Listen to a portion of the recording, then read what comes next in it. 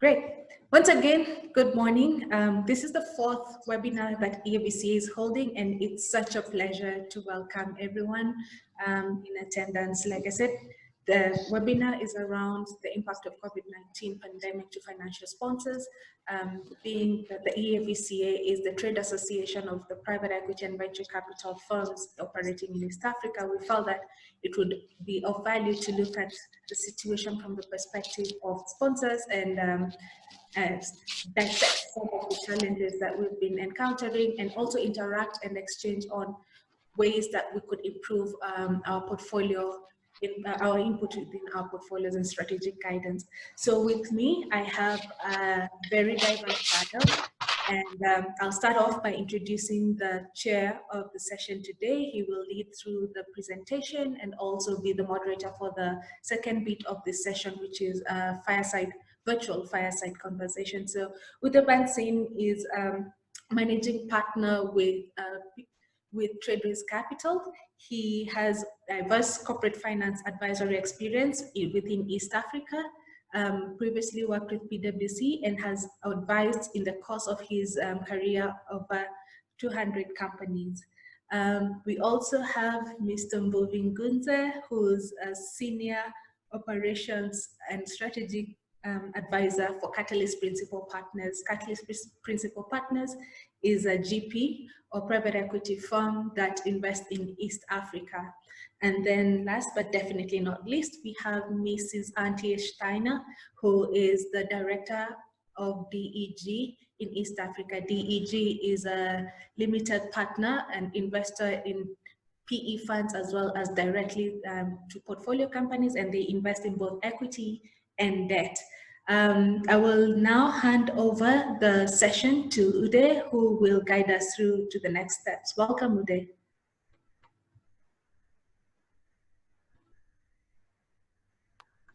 Thank you. And thanks for the opportunity to work together with you to put this together.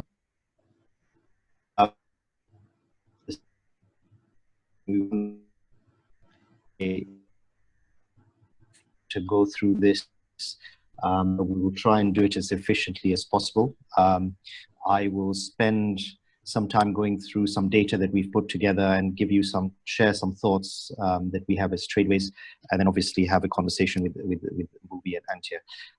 So with that, Eva, perhaps if you could share the screen, we will.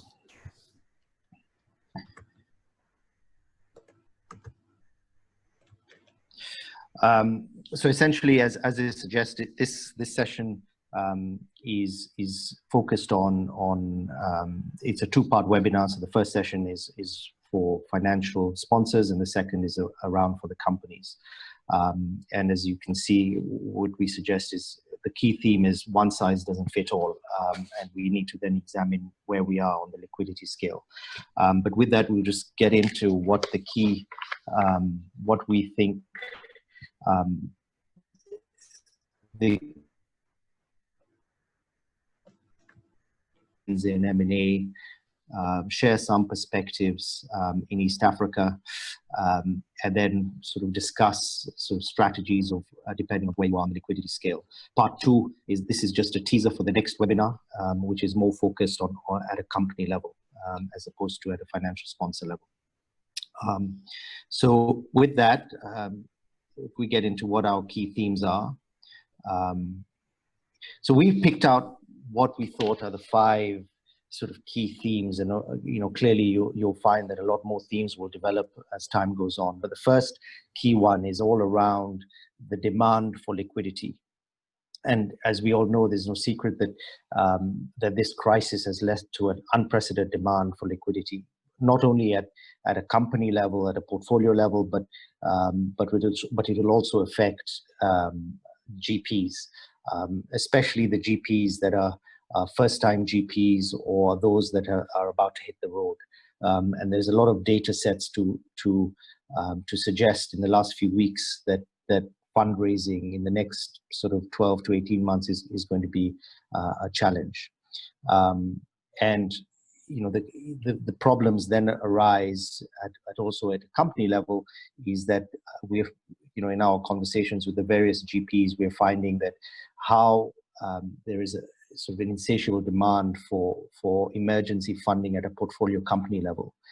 Now, given the mandates that GPs have with their LPs, I think there are several conversations that are emerging and thoughts on how to find that funding. So that's sort of the first key theme that we explored. The second is around consolidation. We believe that in the next 12 to 18 months, there will be a significant amount of consolidation in the market. I think that is driven by those who have good liquidity will look to try and build market share, and those that I suppose have less liquidity will look to how to defend market share and how to synergize costs.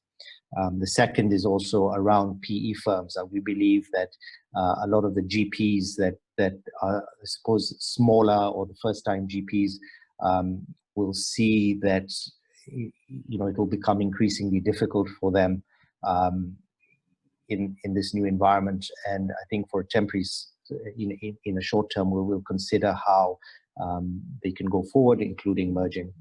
The third is defensive sectors. We believe that post-COVID, there will be an increased demand for the traditional defensive sectors, which are safe, telecoms, life sciences, healthcare, and education. We believe, and we're already seeing, even through this crisis, there are some transactions that are happening within these segments. And I think that theme will continue. Valuation is going to be key, which is the fourth of our themes. And you'll find that throughout this document that valuation becomes a challenge. How do you model for the COVID impact, and how do you see and how do you then effectively come to a value and agree a price? We also believe that the gap between the bid and ask is now going to expand. And I think which will lead to a lot more structured solutions from GPs and any financial sponsors, actually. Fifth, I think we all operate in emerging markets. This is going to increase the pressure on the sovereign purse, and I think will have a resultant impact on the currencies. And I think for GPs who have raised US dollar funding and have promised returns in US dollars are going to have to look at their portfolios and new investments very, very carefully, because there will be an overall devaluation in the currencies across emerging markets.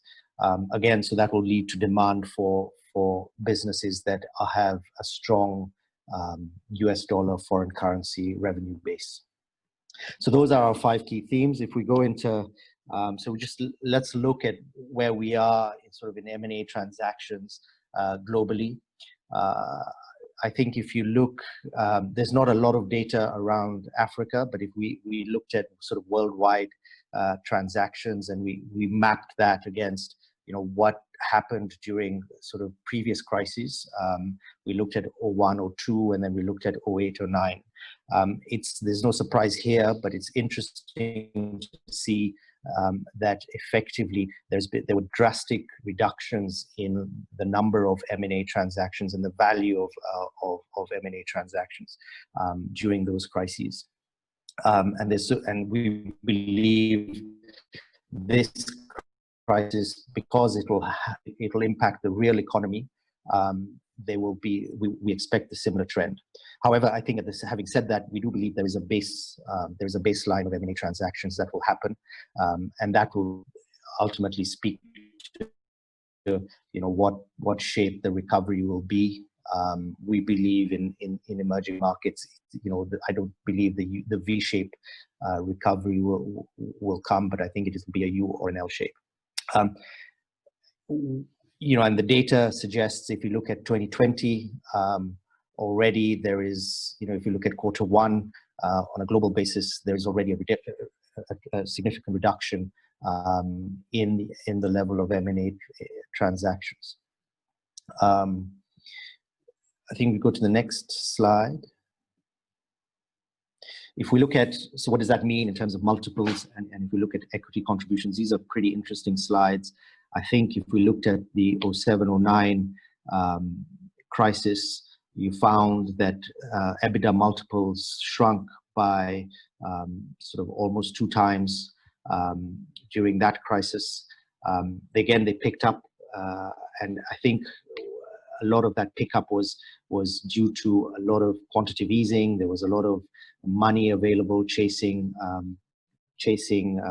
deals in emerging markets, which then helped drive up valuations. We think, again, post-COVID,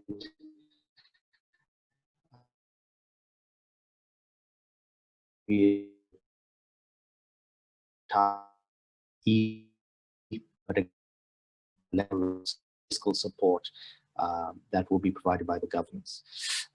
If we look at the level of sort of equity contribution, and the data set that is sort of more available is the US. And if you look at the LBO market in the US, you find that the level of equity contributions during a crisis increases. There's no surprise there.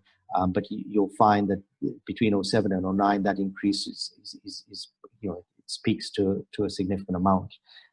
Again, I think as liquidity will dry up in emerging markets, there will be a significant demand for equity within the system. If we go to the next slide, what we're finding quite interesting is that there is also an adaptation by businesses, and they're adapting their strategy. And we found that there were 3 sort of key ways that they were doing it. And again, we believe that this will happen now increasingly.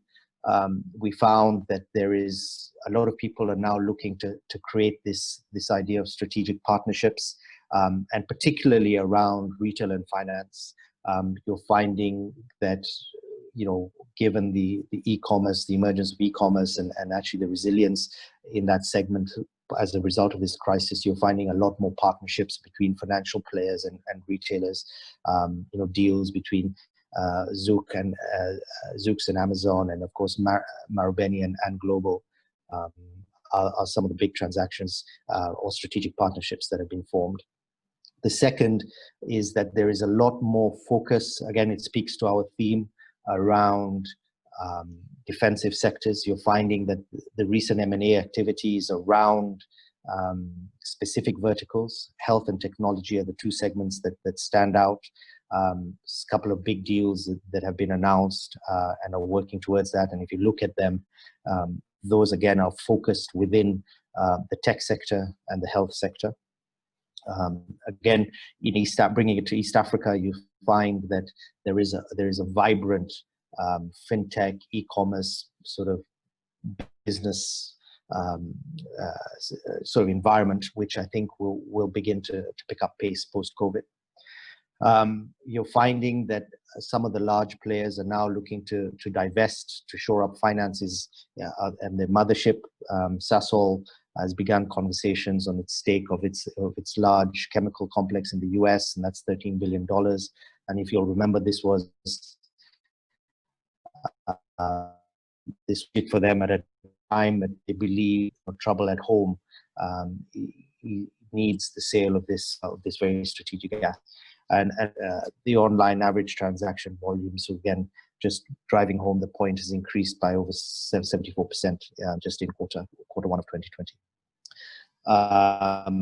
Go to the next slide.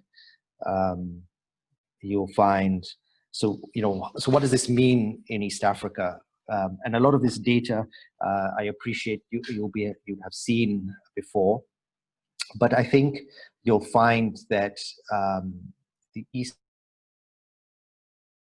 the focus has been skewed towards the SMEs. If you look at the look at the level of funding that's been raised for African investment by GPs, and if you look at how much was deployed in East Africa, you'll find that in East Africa it's sort of 8% of the total value of PE in Africa, and you'll find that but the share of the number of transactions is 16%, which leads you to believe that the type of deals that happen in East Africa are smaller than that happen across the continent, which means, again, speaks back to the theme of these are SMEs, and the demand for liquidity and emergency funding at this time is going to be significant. And how the industry reacts to this now will determine the success of PE in East Africa post-crisis. If we go to the next slide. We found similar data, as we explained earlier, on the global scene, and to see how that relates back to East Africa. And what we found is actually the trend, albeit looks similar to the global trend. What we found is that even beyond sort of in the 2008 crisis, Africa was pretty resilient to the global crisis. We saw it as pretty much a financial markets crisis in the West, and therefore, although there was a reduction in both deal value as well as in fundraising, it wasn't as significant as the rest of the world. So that's great, but I think what we're finding is that in post this crisis, because this is very much a demand-led crisis, you're going to see a significant fall, both in the level of fundraising in Africa, as well as for the sort of deal volume will fall tremendously. And I think, if you strip out some one-offs, which we've talked about in Africa, things like the large deals that ECP did back in 2014, the trend is around the $3.5 billion mark, but we think in 2020 this will decrease further and come down to sort of between $2.5 and $2 billion. Next slide. So I think this is what we really wanted to talk about, and so we split this into two. We said, look, let's talk about investors with significant amount of deployed capital, and let's talk about the impact COVID has on them, and also let's talk about the investors with some dry powder or some liquidity available. The opportunities and challenges for both of them are quite different. So those that have significant amount of capital deployed, you'll find that there's a significant amount of focus in the last few months, as you speak to a whole bunch of GPs, around helping portfolio companies work through this demand crisis and this liquidity crisis. And this is, from engaging to banks, to lenders, to finding emergency funding from their LPs. And that has really occupied the time of a lot of these GPs. I'm glad Bhuvi's on the call, so we'll have a chance to talk to him about that and what he's been doing in the first quarter. I think, a key challenge for a lot of people now is, there's sort of a demand for liquidity across the board, and there's a limited amount of liquidity, certainly with the local banks. So where else is it going to come? People talk about DFIs. I think will play an extremely important role now. And it'll be interesting to hear Antje's views after this, but we believe that becomes a good stop for most GPs now to knock on doors of DFIs. The other issue is that a lot of GPs, and particularly those that have funds that are sort of at the end of their life, are now going to see significant losses in valuation, and they're going to book the unrealized valuation losses. And then now the question is, what do you do with that? Do you see to extend the life of your fund? With COVID, what is the reaction of investors? I mean, these things we need to be tested. But also we're finding that, by their very nature, GPs and financial sponsors that we speak to have a fairly lean team. But I think the demand and the pressure now from the LPs, but also from portfolio companies, is really driving a lot of the fund managers very, very thin in terms of time and resource. So that, I think, will become a big challenge. So I think GPs are going to spend a lot of time thinking about the bandwidth of their teams, They're going to have to think about how to renegotiate terms with LPs, how they need to partner with other equity providers. And then within the portfolio, they've got to think about how they roll up, merge portfolios, whether it's defending market share, cost synergies, or build efficiencies. But the key question, of course, is valuation. On the flip side, just also going back, on the flip side, these investors with dry powder and liquidity have, this is the opportunity that is presenting themselves in terms of there'll be a contraction in valuation, declining multiples will present a big opportunity. We also believe that we will see a lot more secondary transactions. It's pretty much a rarity in East Africa. You find a lot in South Africa, but in East Africa, we don't see as many secondary transactions.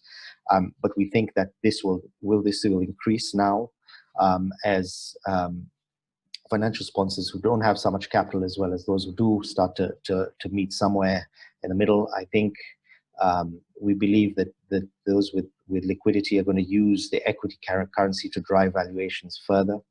And you're beginning to see that as well. But I think one common issue and consideration is still the bandwidth of the team. I think the bandwidth of the team is constrained between looking for new investments and also portfolio management. I think firms have got to believe, have got to understand which industries will sustain the pandemic and who will emerge stronger. And it speaks back to those defensive sectors that we talked about in the beginning. And then again, valuation. Comes back to valuation. How do you value these businesses? How do you diligence these businesses? And these are key issues that financial sponsors are grappling with. So we go to the next slide. So we developed this continuum and we said, so what are the potential strategies? And clearly it's very hard to put all this in one slide. But what we've sort of put those on the cash positive scale on the left, and those who've got sort of a lot more leverage, just to see where they are and what potentially their strategies and what are they working on in our discussions with them. So clearly those with liquidity will take advantage of low market valuations. They think there will be a lot of interest rate reductions in the market, just as the governments push out more stimuli, and hence we think that they will be focused a lot more on M&A. There will be a lot more focus on very strategic horizontal and vertical expansion. I think people will look to see how they can maintain or grow their market share post-pandemic. So we find a lot more consolidation, speaks to our second theme of consolidation. And we think that they will look at their supply chain and how they can eliminate fragile supply chain and become more resilient to these kind of shocks. So there'll be a lot more vertical expansion. And again, efficiency. It's all about efficiency. So I think investments in data, technology, and sort of transforming the way people do things is going to be a big, big focus during this COVID time. On the other side, I suppose those with a lot more debt will think about, restructuring, liquidity risks. I think they're spending a lot more time now engaging with their lenders, but also being proactive proactive in planning now, because I think a lot of financial sponsors are a lot more sponsors are looking at sort of lenders are saying, look, we'll give you a 3 months moratorium, 6 months moratorium, which is great. But I think what happens after that? And I think that's the challenge. And I think people need to spend time now planning for that. And so I think a lot more GPs will start spending time looking at that.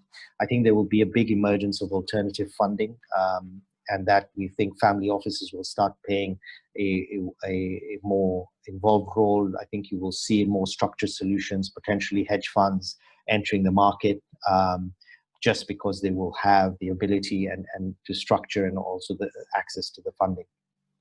And I think there will be, as they can, there will be a lot of guys who had built up asset bases will start to contract and effectively bring the liquidities to shore up their balance sheet. So we're going to see a lot more sale of assets and liquidation, as we did in the Sasol case. And of course, I think key amongst all this is of course finding the right counterparty, whether it's a financial institution, whether we go to the DFIs, whether high net worth individuals or strategics. And I think it'll be a big mix across this board. We go to the next slide. And as you've heard, valuation is key. I think valuation for GPs when they're reporting up to LPs is important, and I think that's going to play a key role now, whether it is carving out business units because they want to shore up balance sheets, whether it is looking where M&A transactions, is it the right time to sell? When we look at business modeling for new business development and how you're emerging from this and how you build your business plan for lenders and new strategic investors, I think that becomes very, very important. And of course, things like PPA. So I think these events all revolve around valuation. And this is a little bit of a plug for Tradeways, but that's where we spend a lot of our time, is looking at value and valuation of businesses. So I think with that, that's sort of given the time that's been allotted, I think that gives us enough time to just race through these slides. And of course, I'm more than happy to pick up any aspect of this further that you want to discuss. You can reach out directly to me. But I think we can then open up perhaps the panel and sort of get Mbuvi and Anchia into the conversation. Eva and Esther. Back to you. So, Mbuvi, I suppose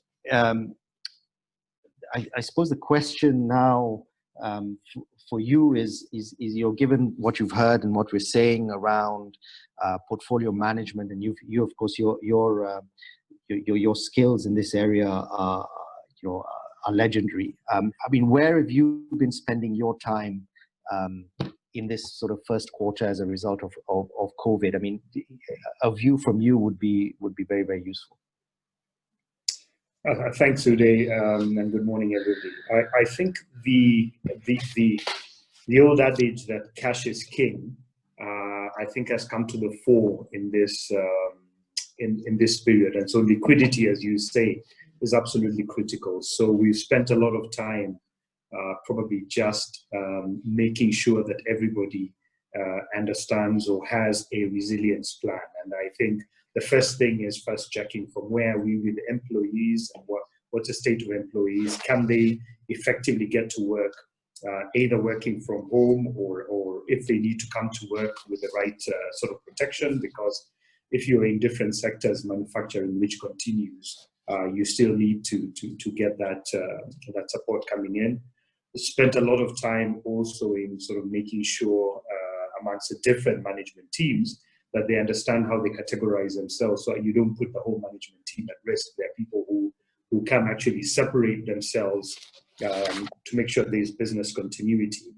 And I think a large part of it also has been around making sure that people have the right stakeholder engagement plans. In a crisis, it's important that people are looking right across their different engagement partners, from bankers to liquidity supporters to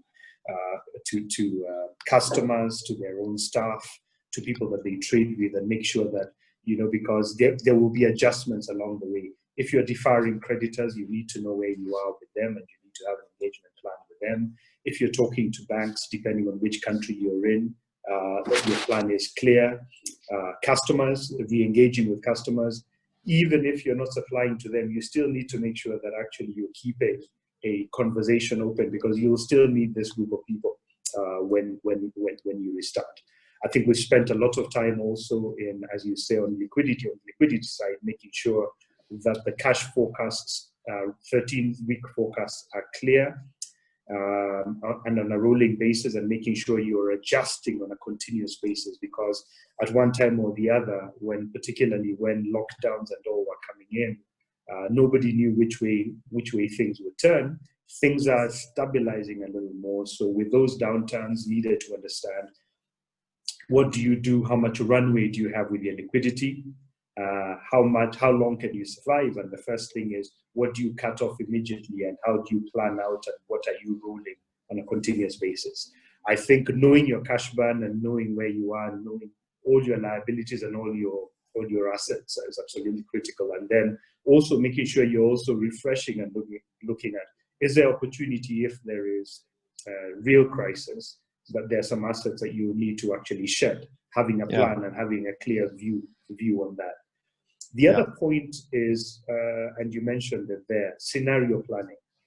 It's absolutely critical, because even with cash flows, you've got to have assumptions. There are baseline assumptions, high lows, what ifs, making sure that you have a good view of, if this happens, what happens. I mean, we moved in one of our businesses in Uganda, for example, from trading at very actively to a lockdown within sort of a couple of hours. And sort of we went from 100% to zero in the space of a day. Wow. And you have to adjust for those sort of things. So I think the important thing in this period is to be able to be absolutely adaptable and a lot of scenario planning. So even, management are spending a lot of time day to day just managing the crisis. There's got to be a set of people who step back, and we are finding that we are actually more active, weekly calls, just being able to step back and assisting management teams actually take stock on where they are and making sure that they are applying scenarios which they might not have considered.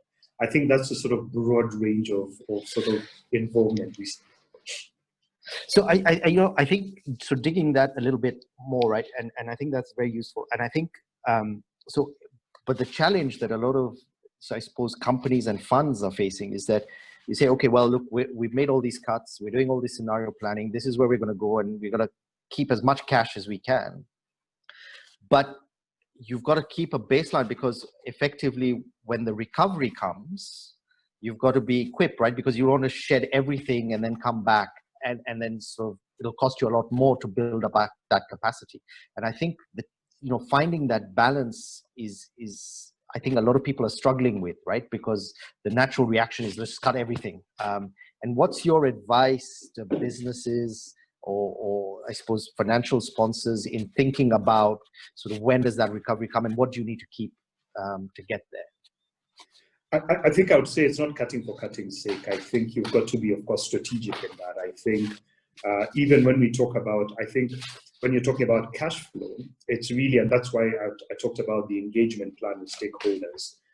If you can defer some of the cash outs as much as possible, for example, engaging with your bankers, interest and principal payments, if you have those sort of payments, engaging with your creditors to stretch out, particularly where you have lines of credit, trying to recover your cash much quicker. It's true that when you look at it, employees, you'll be looking at cutting employees or cutting other costs fast, but actually it's not necessarily the best option. Sometimes you've got to look at what is, even if you're reducing costs, if it's employees, there's a conversation to be had around, is it a reduction with a deferment? Is it a true reduction? With other areas of business, if it's CapEx, you've got to look at it cleverly. If it's CapEx that has some implications for long-term up investment, maybe there's some deferral. If it's CapEx that's sustaining, still spend some of that. So it's a very fine, it's situational. I was having a conversation with one of our teams actually this week, and one of the things that we said is that we must continue to invest in CapEx that's actually value adding, because we want to make sure that when the market's picking up, we are ahead of the curve. Right. And it's interesting. It's just it's a strategy versus tactics, right? And it's the age-old balance is very difficult. But Antje, just bringing you into this. I mean, obviously you're obviously sort of an old hand at East Africa, and you understand the dynamics and you see where this is. But from a DFI perspective, I mean, presumably you're getting a lot of telephone calls from a lot of the GPs that you've put money into and looking for emergency funding, etc. I mean, it would be very important for us, I suppose, to hear from you sort of from a DFI perspective, because I think you are now a very important source of this capital. Where do you see this, and how do you see if this is sort of unfolding? You're on mute. You might want to unmute a little bit. Yes, Uday. Good morning, everybody. First, and thanks, Uday and Bhuvi, for the introduction and the first minutes and the presentation. Yes, you are right. DFIs have a very special rule these days. I could say we are used to that, memorizing the last crisis 2008, 2009. But still, of course, that's in a way here different these days. So I may add on the words Movie started around doing homework first and data finding, fact finding to understand where our clients stay, what can we do, how can we support. So this also took us through the first weeks, as it's obviously not so easy in such a very exceptional situation to get the right data, the right information. So we are still into this somehow, trying to have close contacts to our clients. I may also add at the beginning that there are very different partners, of course, in the DFI world. And the group I may represent today, which is supporting the private sector companies globally, are in a way, well, we are regulated like a bank, and this also brings us here in a very, let's say, not easy scenario, which we feel right now, as on the one side, we would like to help, we would like to support, that's our rule, to take risks which others can't at the moment.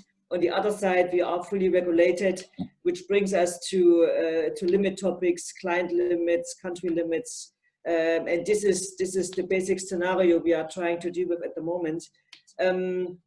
So first, when this crisis started around March, and after we started the fact-finding missions, we had a look at the instruments we have already in place and how could we use them for that situation, expecting that in a due course, of course, liquidity requirements and liquidity requests will come up from our clients and partners, and started on that side to make them, to extend them in a way for COVID response possibilities. So we did this quite well. So the first starts were around practical help. So we set up a COVID-19 response plan with our technical assistance department, and really try to help quickly and without any huge process approval topics. So this first step was really connected to very pragmatic topics, which is precise health topic support, which was free advisory for hospitals, also providing funds for really connected equipment, which were masks and other really very precise things. And on the other side, we set up an internal task force for the COVID situation and tried to, and still do, set up new instruments to really help our equity partners, clients we talk here mainly today about, but also on the loan side, on the infrastructure side, to be able to provide tools which help for the coming months and maybe years to compensate and to help our clients globally in these difficult times. Right. And are you seeing, I mean, obviously from a DG perspective, I mean, obviously, are you finding that, just given the fact that COVID is a global phenomenon, actually, and I think the pressures that, we're talking about here is East Africa, but, there's pressures around the world, in Europe, for example, the US, etc. And clearly, everyone is restricted by budgetary constraints, right? And to that extent, I suppose your budget contribution comes from a sovereign at some point. And do you find that sort of, it's interesting because the role of the DFI is going to increase significantly in emerging markets, but I think the pressure back home from a budgetary perspective is also going to increase. So how do you, as a DFI, now start to play that very fine balance about supporting your equity partners and indeed your mandate versus the restriction of budget? Or indeed, is there a restriction? I mean, that'll be an interesting perspective, particularly for those who are going to hit the road in fundraising. Yeah, thanks, Uday. These are the right questions to discuss these days. So in fact, we have exactly that conflict we have to solve. So there are, we have under discussion certain programs coming newly on board with kind of sovereign fundings and from the European community, from the German government. So there are discussions ongoing, but for the moment, talking on the private equity side, we have to elaborate on instruments which make well, which we can handle within the framework, within limits, within, you know, client limit situations. And of course, there are already ideas also to partner with our European DFIs, as very often we are together in funds and in transactions. And this must be developed in a well, short also period of time, as the first liquidity constraints and also requests are coming to our table. So that's clear. I think one topic also or always will be, how can we within a fund, how can we align the interests of all the LPs, and how can we go ahead? Is it possible that all can do an equity top up, for example? Or is it that a few LPs for different reasons are not able to do this? And can then the remaining partners, maybe the DFIs, how can they step in? And what does it mean in a contractual meaning, in a technical meaning? How can we deal with that? How can we make how can we make existing terms flexible? I think this was, Uwe, you mentioned that earlier. So if a fund still has dry powder to spend, how could we make this accessible for these needs, for the actual needs on the COVID situation? So this should be the first things to discuss. And of course, also, Uwe, you said earlier, the first way should always also be that our companies, the invested companies, go to banks, local banks, to ask if there's something to, you know, to release on. Restructuring was a topic. So you know, to solve the problem from different angles. I think that's necessary. Yeah, then also identifying the liquidity need. I mean, that's also, it sounds so easy, but it's not. I mean, not each company is very quickly in the position to have a financial budget, financial plan under this different scenarios. And that's all, by the way, we also support with technical assistance, advisory possibilities, so helping these companies to being able to provide all the necessary information and to talk with different financial partners. So that's very useful, and I think leading on to that, I mean, there's a question here, and maybe I could start with Movie. Is that, you know, one of the questions that's been asked is, you know, obviously, you know, Catalyst has been there for a while, and I think you've raised money a bunch of times, but for those that, you know, there are also equally a bunch of guys who are raising funds for the first time, or, you know, going to start hitting the road. I mean, I think it'll be a challenge for existing GPs to go and raise new funds, but, you know, I think for these new first-time fund managers, I mean, what's your view? I mean, is this something that they should just sort of pause for a while? I mean, what's the investment appetite? I mean, maybe we get a view from Catalyst, but also from an investor. I think that would be a useful sort of pointer. I'm not sure I'll give you a Catalyst view. Your view. I'll give you a personal view. Yeah. I'll give you a personal view. I think, and going back to what Angie just mentioned, I mean, there are two parts. There's actually some money actually available from DFIs. That is impact money. There's money around. There's probably money around today around defensible investments in sort of health sector or areas similar that are actually growing. If I see the reaction of the DFI is actually beyond the first COVID response plan, there's a lot of interest around sectors that are actually growing. There's these people, and so it's not just a doom and gloom story. There's actually money that's being purposed around potential growth sectors that are aligned to health and others, and that's one. Two, there is also TA support, as Anjit mentioned, around supporting companies think through some of those scenarios. And I would argue, if you're looking for money today, you'll probably be looking around impact areas and defendable markets and right. defendable sectors. Because that's money will retrench into those areas for a while. I'm sure, Uday, you probably are seeing it in your own advisory capacity. No, absolutely. And I think that's one of the big key themes that we've picked out. And I think having Antje here as well will help us understand the DFI mindset. And I think, I mean, and particularly there's a question from one of the panelists is first-time funds versus sort of an existing GP raising a new fund? I mean, just psychologically, I think we all know the answer, but psychologically, it'll be useful to get sort of your perspective, and maybe if there is a window of hope for the first time, where do you think they should focus? Well, Ude, I think you mentioned, or well, maybe I start at least. Yeah, you are right. We should not stop all these topics, of course, and we have in parallel to our portfolio discussions and considerations, we have also unchanged discussions with new funds, with new projects, and there will be a post-COVID situation, hopefully soon. And then we should be prepared and not stop all these topics. So we are doing this. But yes, we have to be aware it's not easy. Fundraising is these days. It was also already before not a super easy situation. But now, of course, there is the COVID shock, and we have to deal with that. So I think you ask for where to go.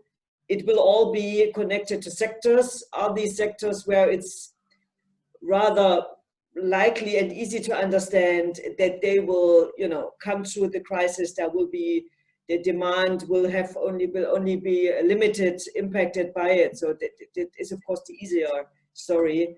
And if you talk about sectors which seem very much impacted, tourism, other topics, we have to be aware that's, of course, rather difficult these days. I mean, if I would say something different, it wouldn't be really appropriate. So, well, if we talk about sectors which have a future and which seem not to be impacted too much, although these days we also have to be honest, nobody really knows it, right?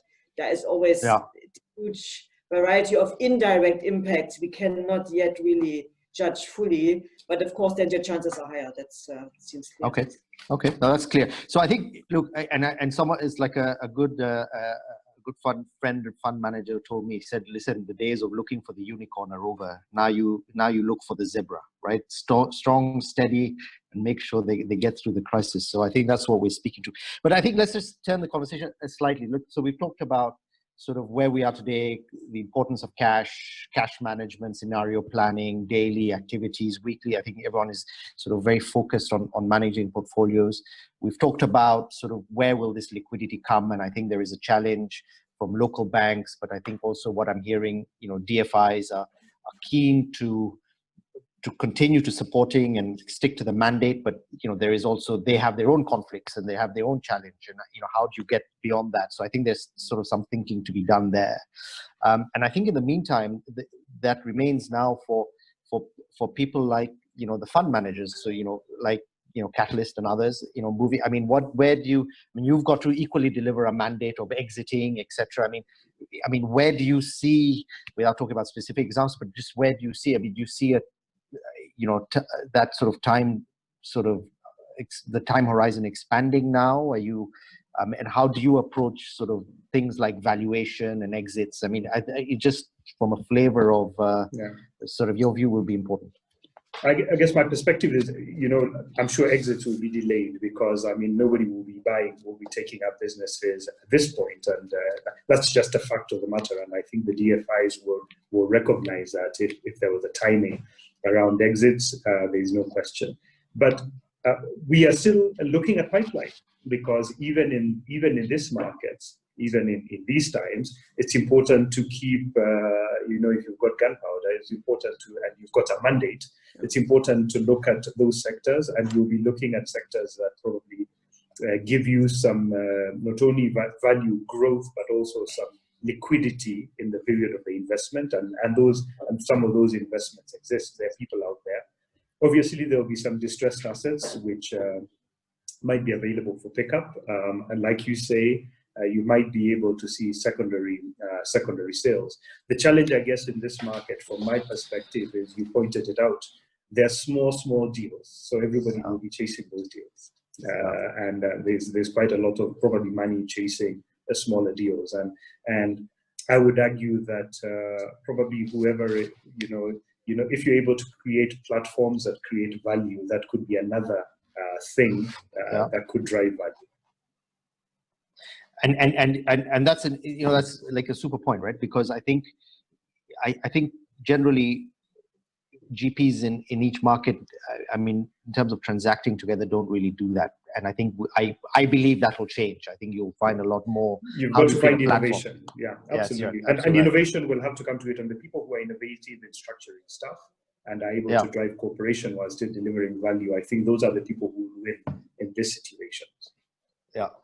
And you know, Ante, just from your perspective, I mean, obviously, you're speaking to, and I'm conscious of time, I know people have hard closes, but I think, you know, there's 2 points, right? So there's a perspective that someone shared with me, and this is sort of a seasoned fund manager, right? And they were saying the struggle that they're having in East Africa in fundraising for their additional funds is proving that they're able to exit. Now, you know, liquidity is thin in the markets, and exits have just been a challenge, right, for a lot of fund managers. I think that's one key theme, and that's just going to be harder, as Bhuvi is saying now, which is obvious, right?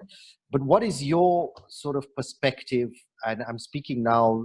There are a lot of questions on this thing around from first-time fund managers again to say, you know, they want to get into the market, and I think to get your perspective on just how you will approach the market if you start to see exit. You know, if you talk about distressed assets, you know, a lot of people saying, look, I have an opportunity, I want to set up a distressed debt fund, for example. I mean, that's away from your mandate, but would you look at that kind of innovation? Would you look to invest in that kind of sort of segment, or would you just stick to your mandate, or will you innovate as well? Well, that's what we try right now. What we do is, as I said earlier, to set up new instruments which help us to manage and to manage these challenges. So I think if we talk about sectors, could be logistics, could be food, which these days are in a let's call it COVID impacted suffering situation or distressed situation, but were not before. I mean, there's always a basis to talk, as very obviously if things are in better shape, hopefully in due course, also these segments will improve again. Yeah, so that's of course we have a look at it. I can only encourage to talk to DFIs. I mean, there are many players around. I mean, in Nairobi, I set up a kind of a DFI round table or breakfast table. I was I'm not there for too long, so now half a year. So I was very positively surprised how many players we have in East Africa. So the European community is very well presented. And we have among the group, I think at 8 to 10 minimum we are. So there are also slightly different focuses. So that means it's always worth to have a chat. It's always worth to have a contact. As for example, energy, I'm aware of, also food security is very often an absolute focus of the DFIs to support. And if now we talk about a special situation, companies may struggle for liquidity reasons, and we always can have a look at it and simply compare how was the pre-crisis situation, what do we expect after the crisis, and it's worth to have a look at it, of course. Okay, good.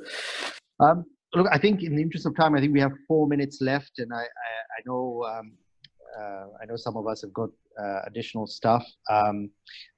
Is there I suppose one of the aspects we talked about is that there's sort of a lot of data that we have in this presentation, and there are a lot of key themes that are being picked out. And I suppose you could, as panelists or as participants, send your questions back to EAVCA, and we can pick up one of those themes and then have a follow-on conversation.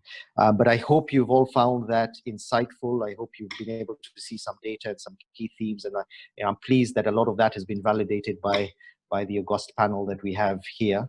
So with that, I suppose I will hand back to Eva and Esther and take us through. But thank you so much, Bhuvi, for those insights. I think it's very, very interesting. Ante, I think having people having access to investment managers of DFIs is very important, and I think sharing your perspectives, I'm sure everyone has found them very useful, as I have.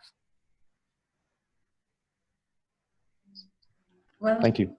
Thank you so much, Ide, and to the panelists, Ante and Bhuvi. Bhuvi, there's a question for you there on how someone can connect for an investment opportunity. So I'll leave you to that. Never let a crisis go to waste, and never let a panel go to waste either. Thank you so much to the attendees for availing yourselves. We've come to the end of this discussion, but as Ude mentioned, it's the first of a two-part series. The second one will be diving deeper into the perspective of companies, and we look to invite some of the companies that have worked with PE, as well as others that have been fundraising in this period, to share their perspectives. On behalf of EAVCA, we hope to see you all in our next seminar. I just wanted to use this chance to highlight that the next